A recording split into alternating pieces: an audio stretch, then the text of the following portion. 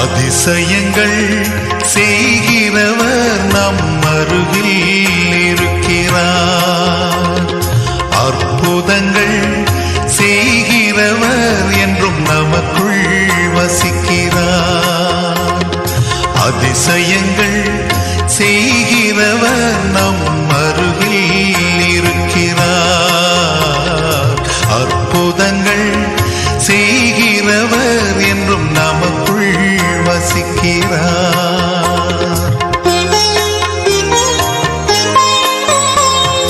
தண்ணீரை இரத்தமாய் மாற்றினார் அதிசயம்.